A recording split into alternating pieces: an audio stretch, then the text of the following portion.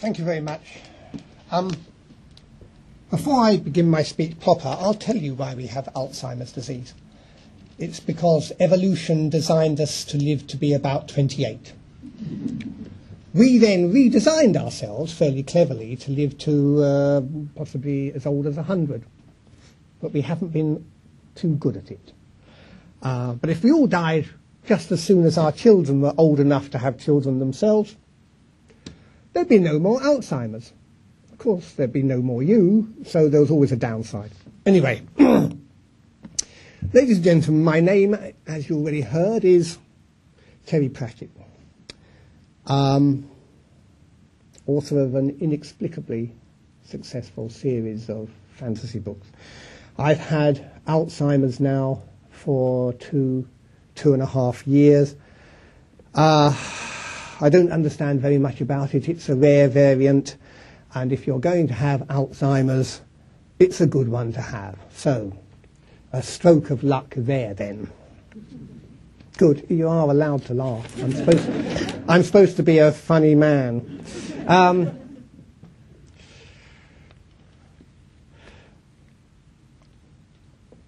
Interestingly enough, when I was diagnosed last year by those wonderful folks at Adam Books, I'd already started my own journey through dementia.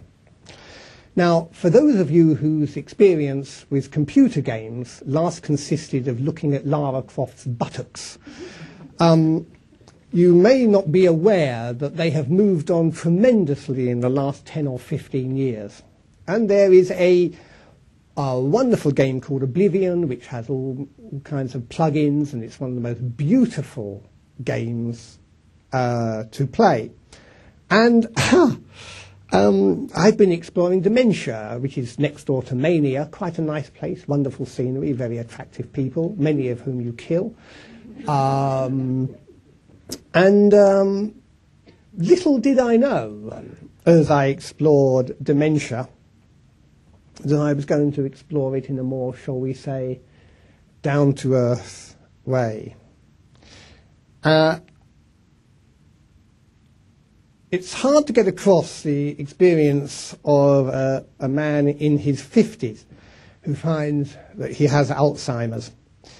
I reacted to the situation in the reasonably typical way,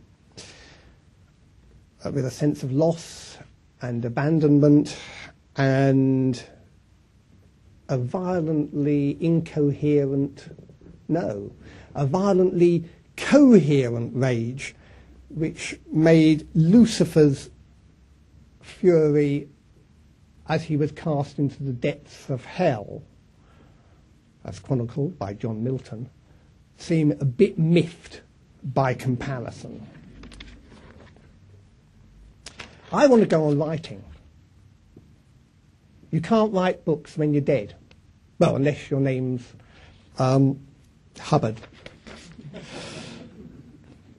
It's a nasty disease. It's surrounded by shadows and small, largely unseen tragedies. People don't know what to say unless they've had it in the family, and it's surprising how many families have had experience. And then they say, well, there'll be a pill in 5 years. I don't think there's going to be a pill in 5 years. I think in 5 years, there's going to be a pill in 5 years. What I think there might be is a regime, but this is just a kind of hunch.